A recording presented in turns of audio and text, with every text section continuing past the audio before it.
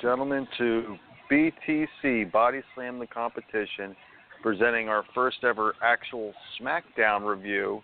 And we got Mike in here with us tonight. Mike, how you doing? I am doing well, Ray. Thanks for asking. Oh, wait a minute. I'm super. Thanks for asking.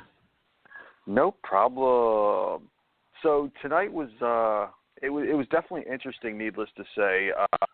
And I will say this, for those that listened last night and during the actual prediction show Sunday night, I have to say I'm pretty much accounted for every one of my guesses going to SmackDown, for the exception of one.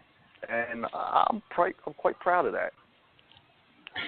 Well, honestly, Ray, is it really over yet? The way they allude to it is that more things could happen. Well, this is true, but you have to look at it this way. There's a potential. I've always said it before, okay? You're not going to get a heel winning a championship off of a heel and a face winning a championship off of a face. Which, talking about that, I want to bring this up. This will lead right into, the first part of the SmackDown episode tonight. And that was the show opening with Kevin Owens coming out. Which, by the way, did you notice he shaved? I did. I said, look, it's Chunk from the Goonies.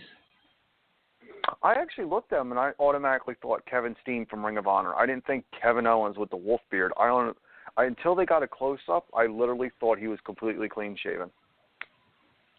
Nah, I still think he looked like Chunk from the Goonies, but Yeah, well, Chunk don't even look like that anymore. Chunk don't look like Chunk. Chunk's all skinny now. It happens. This is true. When you get older, you either get fat or you get skinny, one way or the other. Or dead. But because if you notice, Ray, there's a lot of old people and there's a lot of fat people, but there's a lot of old fat people. Yeah, but there's also a lot of old skinny people. Exactly, but there's not a lot of old fat people. That is true. You start to put on weight until you're about 60, and then you start losing it some. Or then you start dying. Right. But speaking of fat people, Kevin Owens shows up in a suit and tie, and he's doing his spiel, talking crap on America, saying the greatest United States champion is Canadian, and everything like that. And he says that he can kick anybody's ass in the arena, anybody's ass in the locker room, anybody's ass at home. And I'm sitting there thinking to myself, I'm like, I get this feeling.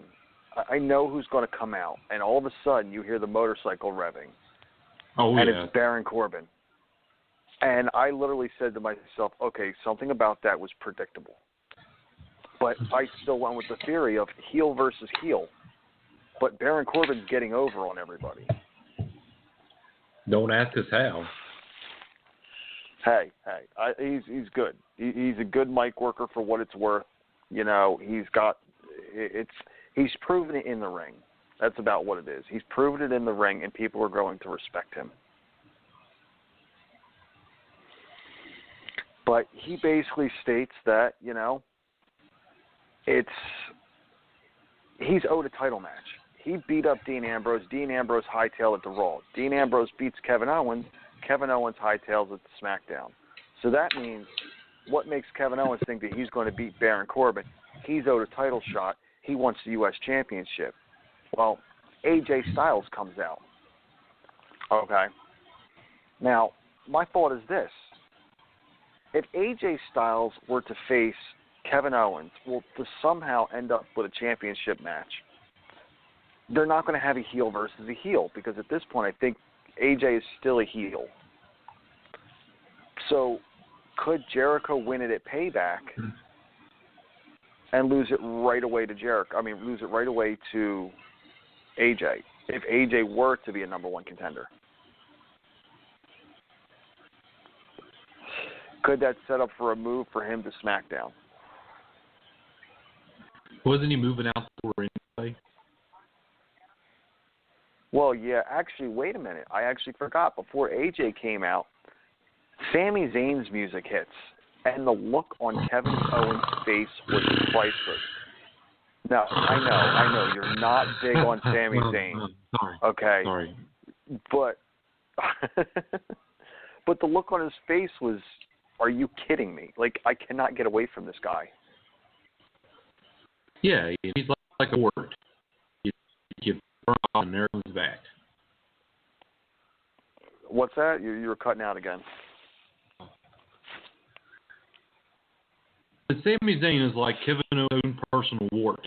Just when you think you've got it lit, the compound W didn't work. Yeah, well, we never said compound W is guaranteed. Sometimes you just got to go in there and just cut it out with a knife. You know, but AJ comes out, and in the long run, Daniel Bryan comes out and announces a triple threat match for the number one contendership between AJ, Sammy, and Baron, which I've seen that, and I thought that was going to be a potential for a really good match.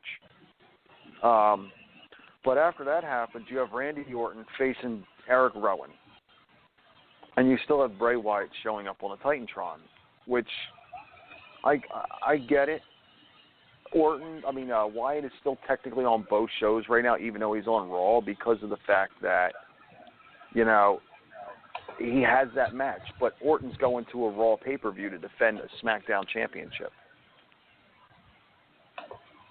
which doesn't make sense. Wouldn't you think that Bray Wyatt would compete at the SmackDown pay-per-view?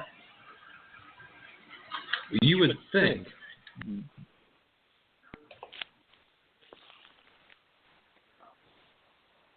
I'm really confused, Ray, as to what their angle is that they're trying to work with this right now. Now you sound a lot better.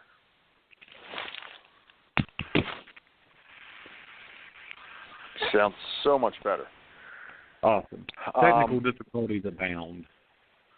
Yeah, I noticed you called in rather than using the internet one, so it works out a lot better. We're having a little bit of a foul weather over here, and I think that it's playing a hand in my lack of internet connection since I use a radio signal type of internet. But anyway, right. Onward and upward to the great thing of what the fuck is the WWE thinking with all of these roster moves in the middle of feuds on shows. It doesn't make a whole lot of sense. You know, no, it doesn't. It doesn't make any at all. And like I said, why would you take Randy Orton, the SmackDown champion, bring him to a Raw pay-per-view? Kevin Owens, I can understand. Okay. Because the match was set up as a Raw competitor. Exactly. When the match was made. So if Owens can go to a Raw pay-per-view and defend it, why can't Bray Wyatt go to a SmackDown pay-per-view for his rematch? Because he's no longer on SmackDown? Perhaps, I don't know. That's what I see. But to me, Kevin Owens is Kevin Owens is no longer on Raw. Exactly. But to me, when they did this, they should have made those matches null and void. Because you're no longer on the show, so why would you be forced to compete on said show that is no longer your show? And everybody knows that, well, not everybody knows, but it's very highly unlikely that they're going to allow the titles to be all switched up and go all mumbo-jumbo. Well, they did say, Daniel Bryan did say that whoever wins at Payback automatically becomes a SmackDown superstar. So if Jericho wins, he gets moved to SmackDown. So does that mean if Bray Wyatt happens to get the belt back, he goes back to SmackDown? I suppose. Or should it have been, well, Bray Wyatt's owed a rematch. Does he automatically go after the Universal Championship? Does Jericho automatically go after the Intercontinental Championship? Of course not. He can't go after the Universal Championship. It's hanging on Brock Lesnar. Well, yeah, that's true. But, you know, and it's still he won't even be back until SummerSlam. I mean, you know how Brock works. He gets a belt, and he sits on it for 3 months. He's like a fucking chicken trying to hatch an egg. Brock is signed for 12 appearances this year. Oh, boy. Oh, yeah, right. Oh, man. Good. That's but really now my good question still lingers. Sense there, Vince. But my question still lingers. What the fuck is a House of Horrors match? I bet it's like a what was that match Raven had back in the day? Oh, you mean the one where Tommy Dreamer chained him to the steel cage and beat him with a steel chair? Yeah. Yeah, I don't remember, but was it Raven's Asylum or Asylum match or no, Asylum was I Ambrose. bet you that it's going to be a Mickey Mouse version of that. Well, yeah, because it's the PG era. Oh, yeah, because they'll be coming down to the ring and there'll be some, and then it'll all be over, and everybody will go home disappointed. It's like paying $50 for a hooker and finding out that it's a man. Do you know this by trial and error? I got a friend of a friend of a friend, Well then. Chris Adams. Oh, Jesus. Well, Randy Orton ended up facing Eric Rowan tonight. And I still say Aaron Rowan looks like he put on a lot of weight. It doesn't make sense to me for him to face Eric Rowan. It was odd placement on the card for your world champion. The match was less than stellar. It wasn't really even a match. Boo! Wait. Hold on. Orton ended up... Fair enough. Well, Orton ended up winning, and he got hit with the steel chairs because Bray Wyatt showed up on the Titantron video screen, whatever you call it now. And right. Orton got hit with the full Nelson Slam. So, I mean, it was really just a filler, But after that, we actually had It was a filler, dude. That's all it was just to which could have prolong a non-necessary feud. Right. Well, it could have been just a nice mic segment where Orton comes out and talks about how Wyatt's run away to Raw and how he's a coward. And Rowan could come out and kind of confront him and have like a non-match kind of little tussle. And then you get Bray on the big screen up there spouting his voodoo mumbo-jumbo crap. And you can still have the same outcome, but not have an actual match. You know what I mean? To make it a match in the middle of the card was just really kind of cheesy. It wasn't even the middle of the card. It was the beginning of it. It was the first match of the night. True. And I mean, I can understand they're trying to make Eric Rowan still relevant to the whole Wyatt family. When are they just going to give up on that? When are they just going to move past the Wyatt family? It's an anchor to every single man at this point. It's an anchor to Bray. It's an anchor to Rowan. Luke Harper's cast off the anchor for the most part, but he still gets associated with it. It's time to move past the Wyatt family. But my question is, now that Wyatt's on Raw, is there going to be something with Strowman? And I hope not. Oh, God, I hope Strowman's doing phenomenal on his own. Oh, now, Ray, you know better than that because you know how Vince works. That big guy, he's white hot. You stay away from him, Bray. Oh, he's white hot. So that's what it will be. You have Vince McMahon. He's probably walking around with a Cialis boner for Braun Strowman. Right, but you got to look at it this way. It's the Superstar Shakeup. They're already talking about doing it after Mania and doing it after SummerSlam every 6 months. So does that mean 6 months from now we could see the Wyatt family come back together, or at least Bray and Rowan? I hope not. It's been played out. It can go no farther than what it has. They had the opportunity to catch lightning in a bottle with it, and they shit it away like they do most everything else. Right. All good things come to an end.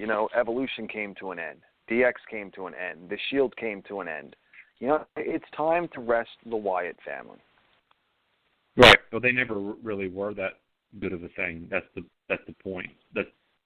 No. The only time the Wyatt family really truly flourished was in NXT. Yeah, that's about it. But moving on. Many things. Moving. Yeah, keep going. What's that? Yeah, keep going. Move it along.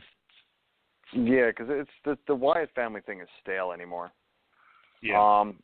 So you end up with the next one. You end up with a great match. You end up with tag team championship match, the Usos against American Alpha, and it was pretty solid. I mean, it seems like the chemistry between those guys is some of the best. It reminds me of the chemistry between the Revival and DIY and NXT. They mesh very, very well together. But in the end, the Usos won with a super kick and the splash. Mhm. And I agree with you. The chemistry between these two teams is phenomenal. It's not something that you see all the time. It almost harkens back to the old Ric Flair, Ricky Steamboat feuds in the NWA. I mean, those guys were so fluid together. It was like watching a masterpiece. And it's like that in tag team form. This was a really spectacular match. For anybody that missed it, DVR it, go back, watch it. If you don't watch anything else, watch the tag team match and the main event. Right. Or if you can't DVR it, catch it on Universal HD on Saturday night, or just go on Hulu, or just look up on YouTube. I'm sure the match is already there. Yeah, somebody's putting it up there for free until the WWE takes it down. Right. It'll last about 24 hours until they catch on. But that wasn't the best. That wasn't the best thing of that night. I mean, of that match. Because afterwards, we have come to realize who was next to come to SmackDown, and this I did not see coming, and I did not see it coming the way that it did, and that would be the appearance of the Shining Stars. I mean, they came in and attacked American Alpha. And, they're there. Obviously, one tag team moved to Raw, which means one tag team moved to SmackDown. And it ended up being the Shining Stars. And I honestly thought that it was going to be Enzo and Cass because after WrestleMania, after getting their shot, then they're faltering back down the ladder and losing a number one contenders match to Cesaro and Sheamus. So everybody was thinking, because by the looks of it, anybody that had lost last week or on Raw this week ended up getting moved to the other show. So that would have led you to believe that it was going to be Enzo and Cass, which Monday night contradicted it again because Sami Zayn beat The Miz, but yet Sami Zayn ends up on SmackDown. Well, it's one of those things, like I said, it's not over yet. They've alluded to that. Right. I feel wholeheartedly that we're going to see more things happen after Payback. Right. As far as the Shining Stars, who gives a rat's ass? I mean, honestly, Primo and Epico have been in the WWE for a long time, and they've done bupkis. Nada. Nothing. Well, no. You have to remember, Primo is I want to say a 3-time tag team champion. Once with Epico as Los Matadores, but he's also held tag team gold with, I want to say, his brother Carlito. Okay, so it's not like they're these jobber types. At one point, obviously, there was faith put in them to, carry, the flag for the tag team division. You got to remember that there was once a time that there was a very desolate wasteland called WWE Tag Team Division, where anyone could be a tag team and anyone could be a champion. Right, but they also put the faith in them when they ended the original brand split to unify the tag team champions. Primo was one of them tag team one of the guys in the tag team that won the unification match. So again, they must have had faith in them at one point. Well, the faith was misplaced, and it is no longer valid. Well, yeah, that's true. But because these guys have done really nothing. I mean, Los Matadores was an okay gimmick, but they didn't really do anything with it. So right. But now here's the thing. on Raw they were doing, the whole timeshare thing, but the persona that they showed up with and the demeanor that they showed up with tonight was not that of, hey, let's sell some timeshares. It was that demeanor of, hey, we're going to show up, we're going to kick some ass, and we're just not even going to bother taking names. Well, good. Maybe they'll change their personas. Maybe they'll change their names. Maybe they won't be the Shining Stars anymore. Maybe they'll be something a little bit better. It would be nice if they could just shed the entire thing and be done with it. Right. I mean, you know what? The Shining Stars, that's not necessarily a bad tag team name. It's just the gimmick that they gave them. In terms of, what they're having the character do. Right. But hopefully the move to SmackDown will change it. You remember the Yeti from WCW? Yeah. Okay, so it was all this big hype. They had this guy following him out. It was going to be a great gimmick. And it was horrible. The name was fine. The Yeti was fine, but it was horrible. Absolutely horrible. The Shining Stars is a great name. Gimmick is shit. Next. Well, that's just like Glacier. Oh God, let's not even start. You want to know what Glacier did to himself, really?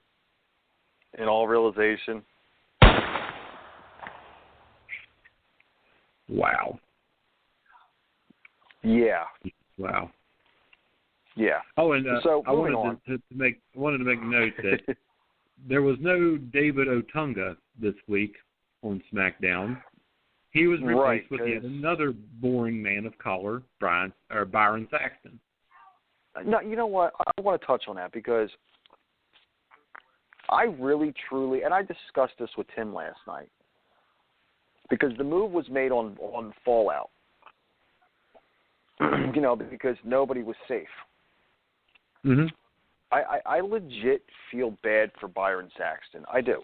Because now he has to deal with the biggest fucking asshole of them all, JBL. Look what he did to Mauro Ronaldo. Look what he did to The Miz. Look what he's done to so many people. Look what he did to Byron. Him and Michael Cole did to Byron Saxton on their way to Delaware. Left him stranded at a fucking rest stop. Only the strong survive. It is the law of the jungle. Right, I understand that, but there comes a point in time when enough is enough. The only one that ever truly flourished from that was The Miz. Well, I mean, hazing in professional wrestling has gone back since professional wrestling began. It's the breed of men that go into But the constant bullying. Everyone's an alpha male. And the only way to survive is to be an alpha male. Right, but in the same turn, doesn't WWE promote Be a Star, go against bullying, and then you have one of the biggest names being one of the biggest bullies? Yeah, but Philip Morris has to run non-smoking ads, and they still sell cigarettes. All right, fair enough. On that note, moving on to the next match. We have Mojo Rawley against yet another acquisition by SmackDown, Jinder Mahal, and I called that last night. And it really wasn't much of a match. No. Gronkowski, being as they were in Boston, Rob Gronkowski was ringside again, and Mojo, was in the ring, got knocked down, and Mahal decided to go to Gronk and start shit, and Mojo hit him from behind, and Gronk threw beer in Mahal's face this time, and I'll tell you what, that finisher that Mojo Rawley has, that running punch into the corner, or forearm or whatever it is, it's a nasty move. Indeed it is. It is high impact, and it's good. It really is. It's a good solid finisher that I think can win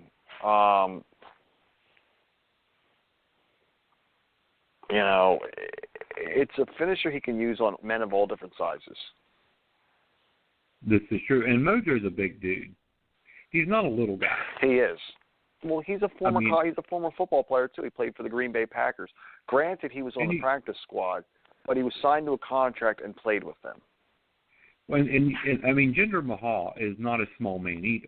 He's a big dude, and Mojo's bigger than that.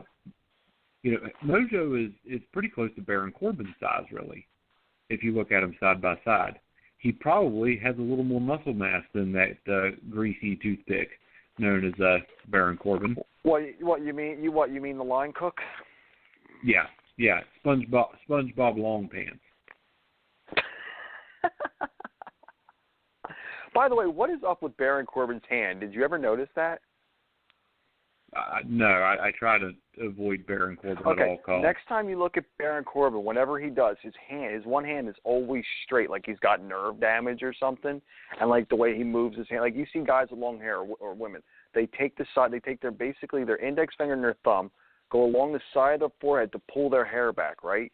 He's got this straight hand thing and kind of tries to pull it back with a straight, flat hand. And he even stands there with his hand to his side like it's stiff. It's really weird. Well, maybe he heard it in a tragic fry cook accident. Really? You're going with that? Yeah. We'll go with that. It's nerve damage from burger flipping.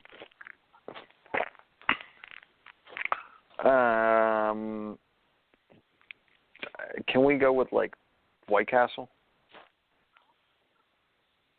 Never eaten a White Castle, so you can have whatever you want. Oh, wait, you have crystals down there, don't you? No. What's a crystals? Oh, it's like a White Castle. The only White Castle we have is in the frozen section, and it's horrible. Hey, so you got to get it fresh, man. You got to get it fresh. But it's just know fresh. you're going to take a shit later that night. Fresh. Lies. It's never fresh. Lies. But unless you know it's what from is fresh? Wendy's. What's fresh? But you know what is? Do you know what is fresh though? What's fresh? The revamped women's division. It has really breath fresh? of new life. Shane McMahon comes out and says he's got an announcement for a new member to the Smackdown women's roster. And, they call out, Naomi, Natalya, Carmella, which just something about her looked damn good tonight. And, of course, Carmellsworth was out there with them. Well, that's why Carmella was looking so good. She had James Ellsworth with her. Yeah, but I don't know what it is, man. I mean, she's got a head that looks bigger than it should be on her body. But just that tight little body. Right. But that tight little body, she's got that. That's why they gave her James Ellsworth. Because James Ellsworth can stand next to anything and make it more attractive. He's that fucking ugly. Well, yeah, but you know what? I feel bad for Ellsworth because I've seen James Ellsworth's matches in like MCW and other places down in Maryland, and the dude can legit wrestle. Dude, you feel bad for James Ellsworth? He's getting paid money to run around with Carmella and dress like an idiot, and he doesn't have to do anything. You need to stop feeling bad for that man. He has it made. He's basically a manager. That's all he is. Yeah. Yeah, for a woman. He's the next Harvey Wimpleman. Harvey Wimpleman or Whippleman? Oh, no, you're going with Wimple. I get it. Wimp. Okay. Well, actually, he was much better as Downtown Bruno. Well, yeah. Why isn't Harvey Whippleman in the Hall of Fame yet? Because nobody cares. He was a great manager. But there were so many others. Most of them are already in the Hall of Fame, but that's probably why he hasn't made it there yet. I agree. I really do. But, I mean, I think he still deserves... When does so-and-so get to go in? Well, whenever it's their fucking turn, because there's like 10,000 people that are probably just as or more deserving than they are. And that's how, I mean, that is just the absolute bottom line with it. That, and it's whoever Vince can make the most money off of, and we know this. It's no secret. It's no secret that who's going to sell out the Hall of Fame? Who can we get? Can we get Sting? Can we get Hulk Hogan back? Can we get Kurt Angle? Who can we get to sell this son of a bitch out? Because I need more money for crack cocaine. Don't they know that crack kills? Well, only if you sniff it. Seriously. Do they not know that? Well, obviously they do, because, a lot of their coworkers and friends died like at 45. Well, yeah. But on that note, they also brought out Becky Lynch. And, of course, Becky gets her huge pop that she always gets. And at least she doesn't have those braids in her hair. I don't know what the fuck they were thinking. You mean the dubbed audio, the dubbed audio that they piped into the TV sets? If you think those crowd reactions were real, I think they shitting were. yourself. They were not real at all. Because people cheer. When you go to a live event, you'll see how it is. People cheer Carmella. People boo Becky Lynch. Yeah, but this was live, so they're not dubbing the audio on live events, because if that was the case, they do. Sure they are. They would have toned down all the booing on Roman Reigns, because if you ever watch, the stuff that shows up on YouTube or Facebook the next day, the booing is always lowered. They lower it. They do lower it. I've been there. I've been to live Raw events and then seen them on television. Hold on. We have a Baron Corbin calling. Hold on. From Baron Corbin. SpongeBob Longpants. Oh, yeah. I have a straight hand because sometimes I like to pimp slap that bitch Mike Kearns across the face. I don't think that's Baron Corbin. I don't think that's Baron Corbin at all. That sounds like that asshole gentleman Chris Adams. Yeah. I'm the lone wolf. The lone wolf. Yeah, you know why you're the lone wolf, Corbin? You know why you're the lone wolf? Because you smell. Your hair is greasy, and you need to take a damn shower. I got burgers to get to. Ooh. Assholes. Well, thanks for calling, Baron. And continue to you got listen. me. What can I say? You busted me. I don't do a very good Baron Corbin. Sue me.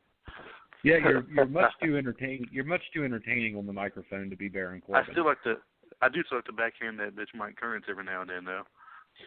Well, I guess it doesn't help the fact that I recognized your phone number.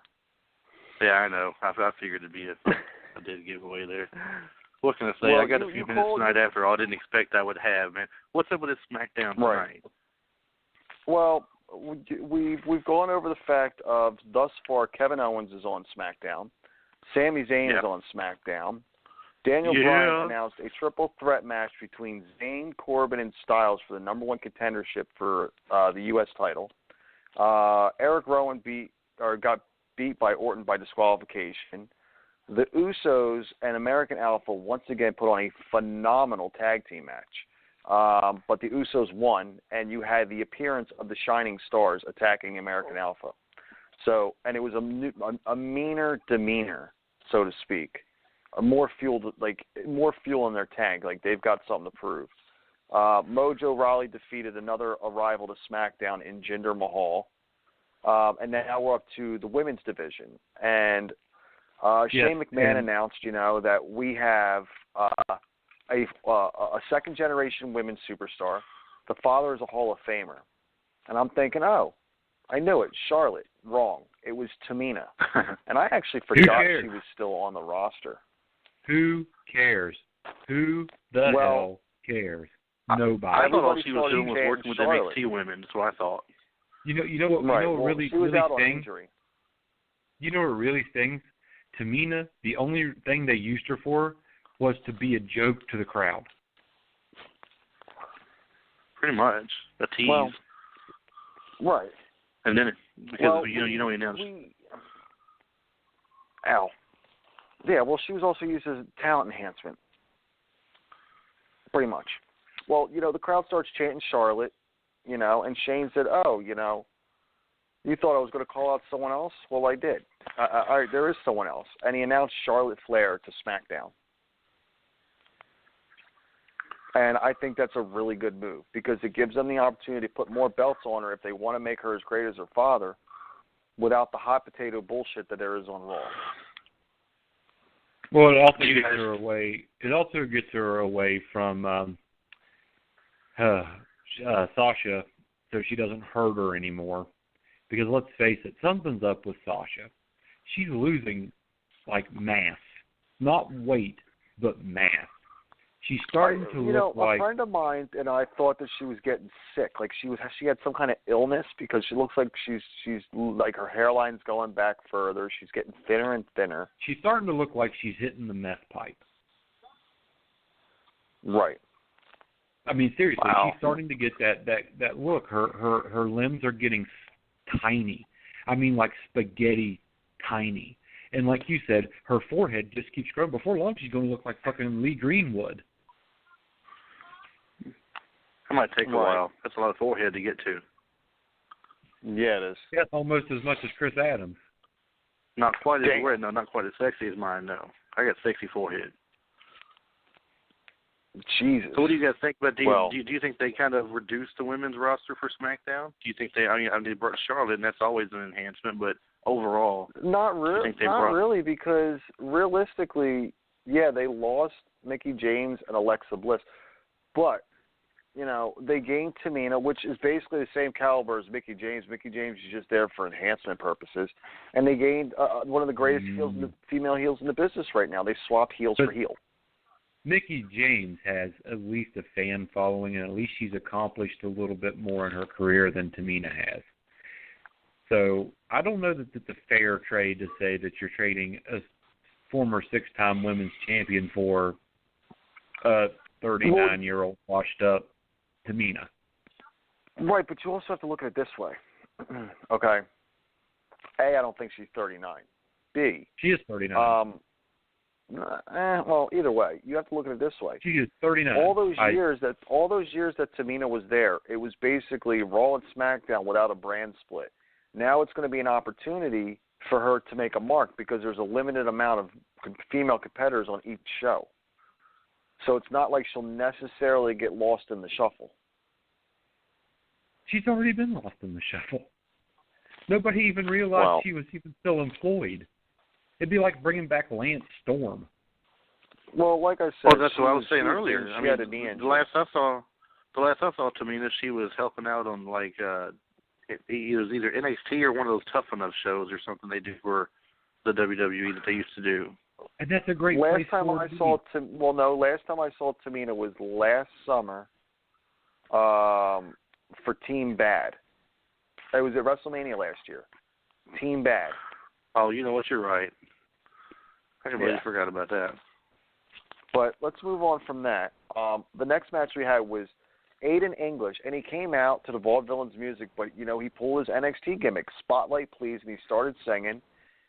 And all of a sudden, Ty Dillinger came out and defeated Aiden English. It was more or less a squash match.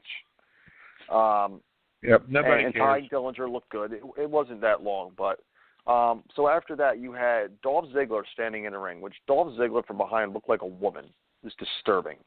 He started complaining about the fans and how they're getting shiny new toys in the Superstar shakeup, and week after week, everybody's just, the shine's going to wear off, and it's just going to go back to the same old crap. But he was interrupted by Shinsuke Nakamura.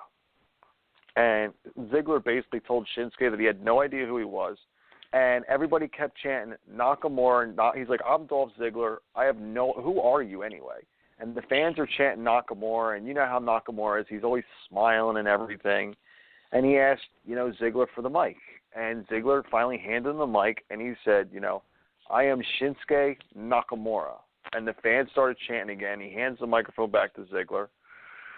Ziggler said whatever, when he tried to super kick Nakamura, Nakamura caught his leg, dumped him on his ass, and basically told him to bring it on, and Ziggler just left the ring.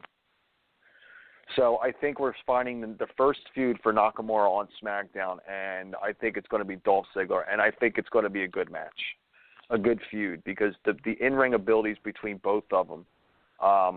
Mike and I discussed this with the styles and contrast of like Japan and America. You put a guy like Shinsuke in there with a guy like Dolph Ziggler, and I think you're going to have magic. Well, I mean, Shinsuke Nakamura needs somebody big to, for his first match. It seems like Dolph Ziggler seems to be the go-to guy for a lot of newcomers they go through there. Mm-hmm. In the past, right. I mean, he is the veteran talent. And he knows how to definitely work with a lot of people. I mean, he's good at what he does, no doubt. Not only right. that, him and Nakamura can have some great matches. I mean, Dolph's what, a 6-time Intercontinental Champion, or no, 5 or 6-time Intercontinental Champion. He's a former 1 or 2-time United States champion. He's a former tag team champion back with the Spirit Squad. He's a 2-time world heavyweight champion. I mean, who better to put him in the ring, Shinsuke in the ring with for his first feud on the main roster, but a guy like Ziggler? I mean, Ziggler's been there for what, 13 years, realistically? You know what else Ziggler is? He's safe. He works safe. Yes, and that's why, they may not push him fully, but they know he gets the job done. It's like Natalya. They're not going to push her, but they know she's going to get the job done. That's a good point. But after that, I believe it was after that, it might have been before that, they announced 2 other acquisitions to SmackDown. Sin Cara, and I called it last night, Rusev. But when they showed Rusev, they didn't show Lana. But then they ended up showing a vignette later of Lana dancing on a chair, more or less like that striptease kind of dance thing, like the old school 50s style dance, you know what I mean, where they had the long gown on and everything. Dancing on a chair. I saw that. And they said, coming soon to SmackDown. She's been doing a lot of house shows wrestling. I think they're going to move her to the women's division in general on SmackDown. I think this was the move they were looking for. I think they're going to break up Rusev and Lana as a management tag team, or a manager and, wrestler, to Rusev doing his thing and Lana being in the women's division. But would it have been better, though, to keep them on separate brands if they were going to do that, though? It would be. But they won't do it. They're not. Yeah, but they're not going to do it. They have a lot of faith in both of them, and any couple that they have a lot of faith in, they're not going to split up knowing that they're only going to see each other one day a week. Why do you think they're in the original? Sense, I was watching Total Divas, and they showed the draft. Because it's 6 months behind or 8 months behind, whatever it is. From when they film it, and they, Naomi was upset because she thought that she was going to end up on one brand and the Usos were going to end up on another. And they got drafted together. You look at Lana and Rusev, drafted together. Miz and Maurice, drafted together. Paige and Del Rio, split up because they didn't want them together. Right. Then it doesn't matter anymore. Right. But, it's I think Rusev being there is going to be some good feuds. But I want to touch on the final match real quick before we, discuss, because we have 15 minutes left, discuss what, potential feuds we have with the guys shifting over, was the United States #1 contenders match for between AJ, Sammy, and Corbin. And I have to say, that match literally stole the show. The chemistry alone between the three of them, it was just unbelievable. At one point, AJ was doing flying forearms to each corner to Zayn and Corbin, and all of a sudden Corbin ducked that, ran and clotheslined Sammy in one corner, hit AJ, went to hit Sammy again. Sammy ducked, hit AJ, hit Corbin, and just the back and forth reversals. At one point it was AJ hit Sammy with, I can't remember what the move's called, but it's basically the tiebreaker that Ty Dillinger does, where the fireman carry, flips him over and lands him on the back of his neck on his knee.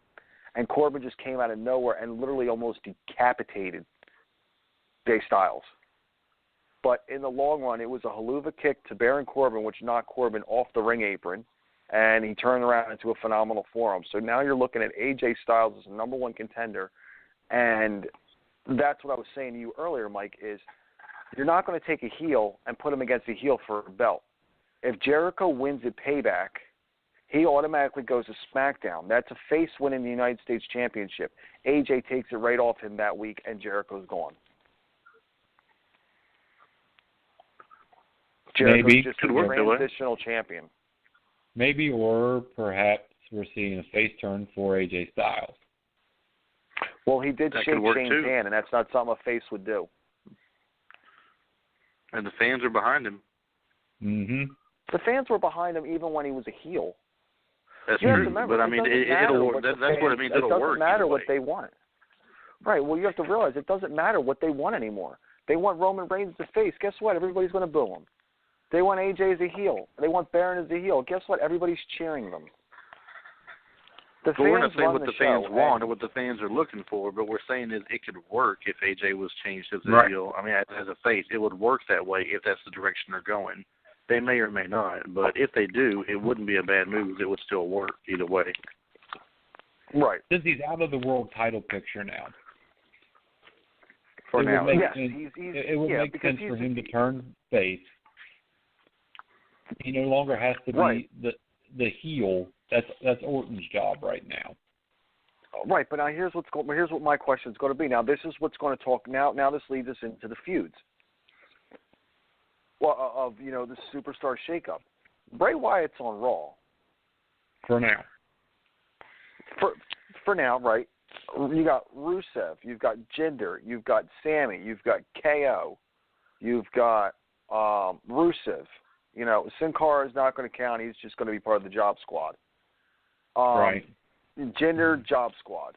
And it's a shame because I like the wrestler under the mask for Sin Cara. He's actually a really good in-ring competitor. But it's just the gimmick that's faltering. It's Rey Mysterio 2.0. The only difference is he sucks. Who do you put as a number one contender for Orton now? Well, Rusev's on the shelf. It's not going to be Cena. Cena's out for 6 months. So once Payback is over, who do you put in this picture? You've got, 5 pay-per-views until SummerSlam or some shit like that? Well, let's see here. We've got options. If they turn AJ face, you've got AJ. You've got. But AJ's already in the U.S. title hunt. It doesn't mean he has to win it. I thought Orton was considered face right now. Right, and not only that, but you're not just going to one it. You're just not going to one and done. AJ and KO. Not on something like that. They're going to want to draw it out for at least 2 or 3 pay-per-view matches back and forth. Let's see how like Kevin Owens, cheating. What's that? Let's see how the matches go first. I mean, I don't know that I even want to see AJ versus KO. That would be a great match to see right there. Right. You could put AJ in the ring with anybody, and the match is going to be gold. Plain and simple. And then you're going to look at feuds with Shinsuke. You got to look. What was the one match last year, Chris, that you turned around and said ended up being match of the year? It was Shinsuke and Sami Zayn. That was the one that they had listed as in the top 25 matches of the year. They had him listed number 1. NXT TakeOver. Guess what? You're going to have it again. You could very well have that again. You could see Kevin Owens going up against Orton for the title, just like he was in the main title picture on Raw.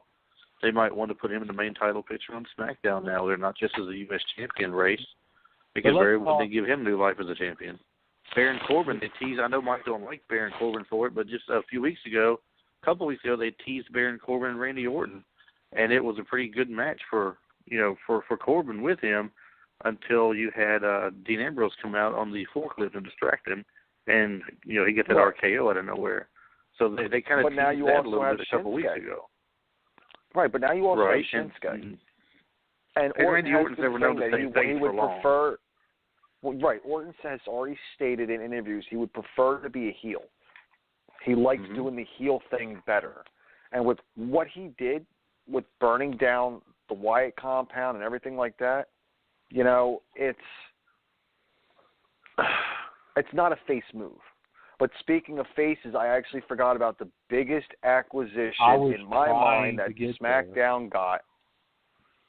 And I'm going to tell you all right now, fuck you all, I was right. The New Day are on SmackDown.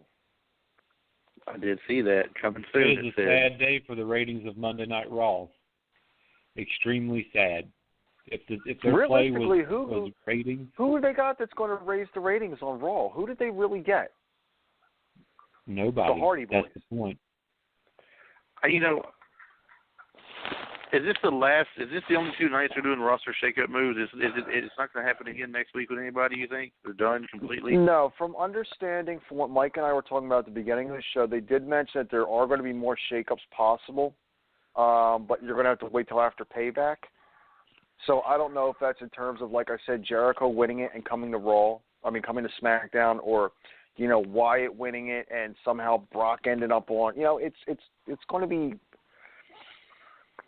They're saying there's something else is going to happen, but nobody knows yet. But I do know that 6 months down the line from now, they're talking another shakeup. I was hoping to see Cass and Enzo go to SmackDown, not the New Day. That's what I was hoping to see. Yeah, I was wanting to see them go with it, but I don't know. I guess maybe they're going to keep them on Raw after all. Right, and which doesn't make sense of why they had them drop that number 1 contender spot after all that work. Like I said, maybe they're going to, in the long run, get the tag champs or the tag belts at SummerSlam in Brooklyn, in their hometown. Because they seem to like to do that with these NXT guys. It's because the Hardys came back. That's the only reason. They'd be wearing the tag belts right now had it not been for Matt and Jeff. Oh, don't get me started back on that again. That's a rant we don't need tonight. This is true. We don't have enough time for that rant. We have about 7 minutes. Nobody has enough time for that rant. You get Chris Adams going on that, and you might as well just pack your dinner and lunch and breakfast, because it's going to be at least 24 hours of whining and complaining that the Hardys won the titles. I will do it too. Well, I actually thought that they were going to move either Dana Brooke or Emma after, the confrontation on Raw. Well, like you said, they still may not be done. There's still moves that can possibly be made. I didn't really get to watch Raw yet, so I don't know what all happened on that for sure. We're still a little behind on that. Well, then you better listen to Tim and I's Raw Rewind from last night. Well, I will have to make a point to do so. I did hear the first few minutes, like I heard the first few minutes of Sunday show. So far, nobody has called in tonight and gave me the big FU yet. So far, I guess they don't know I'm on here since I wasn't on the beginning, so it's all good. I got away with it tonight. But, we did announce that callers are only going to get to call in on Sundays now, so they know that the rest of the week is, what we do. Yeah, you're different because you're one of the hosts. Got to lay the law down. If it makes you feel any better, Chris, fuck you. Thank you. Yeah, I appreciate it. Thank you, Mike, very much. Appreciate it. It's all because we hate you. No, I know. I did get to watch. I did get to watch SmackDown. I thought it was great overall. I'll catch up on Raw, and I'll listen to y'all's show from last night and everything as well. So a little bit at a time. SmackDown was a great show tonight. It was. It really was. And I didn't get a chance to catch Talking Smack, but I know they had Kevin Owens, they had Jinder Mahal, and they had Dolph Ziggler on there. So, I mean, putting Owens back there, I think that's going to be some great, chemistry going on in Mike Talk. Ziggler's always awesome back on Talking Smack. Jinder Mahal's probably going to flop back there, but, I mean, and Charlotte Flair was on there. But I think it's going to be, it's all in all, I think the shakeup, it's going to bring new light, but I still think SmackDown came out on top. Well, I have some questions. I do have some questions about Raw, but I'm going to save it until after the show. I'll hit you guys up after the show for that. Okay. But, yeah, overall, I can't compare it to Raw this week, but SmackDown definitely got a pretty high score in my book this week as far as being a very good show. And the moves over to the roster, I thought were pretty good as well. Right. Well, the top moment on Raw was definitely, Braun Strowman completely destroying Roman Reigns and tipping over the ambulance. I did hear about that one. I hadn't seen it yet, but I've heard about it. Yeah, I was marching around the house going, beef, beef, beef, beef, beef, beef. Well, I know Mr. Mike, Mr. Douglas O'Shea was happy about it. That's how I heard about it. Mr. Douglas O'Shea was happy, so I did make sure I messaged him and let him know that not to worry, payback's around the corner, and that's when Roman Reigns shines and makes all you guys mad. So when the next pay-per-view comes around, he'll be on top and unbeatable again for a little bit. Ooh. Don't hate. You know it's true. Well, I don't know if Mike noticed. And it's a spoiler alert. Sorry, Chris. You just made the list. Yes. Mike, did you notice I called it again with the NXT call-up? Elias Sampson walking around on the entrance ramp during the Hardy Boys entrance when they got down by the ring. Honestly, I didn't see that part of Raw. I was still a bit groggy from the anesthesia from the endoscopy that I had today, and I kind of fell asleep. Is Elias Sampson the one that was in with Eric Young's group? No, Anthony? Elias Sampson was the Drifter. He was the one with the guitar. Oh, him. Okay, yeah. He is now on Raw as well. Yeah, he had the loser leave town match with Ono, right? Yes. Which and is going to lead. I want to to know who's going to be in the number one contender spot for, NXT. And that's something I'm definitely going to be looking forward to tomorrow night. Which, speaking of tomorrow, because you were coming down to the 2-minute mark, tomorrow at 3 p.m. Eastern Time, 2 p.m. Central Time, I'm going to have a one-on-one spotlight interview with former Smackdown, TNA, two-time TNA Tag Team Champion, two-time NWA Tag Team Champion, two-time New Japan Tag Team Champion with David Boy Smith Jr. I'm going to have Lance Hoyt podcast for an interview. Awesome. Looking forward to hearing that one. So that should be good. And we got about a minute and a half remaining. Anybody got any last words? New Day Rock. I've got New nothing Day for you Rock. except to say you guys did an excellent job tonight, and Ray, you should just go ahead and take it home here. That's right. Kiss that ladies ass. and gentlemen. Kiss that ass. Ladies and gentlemen, I need Mike. more breaks. Yes, you do. I'm Ray. This is Mike. This is Chris. It's always a pleasure. Stay tuned tomorrow at 3 p.m. Eastern Time for my spotlight with Lance Hoyt.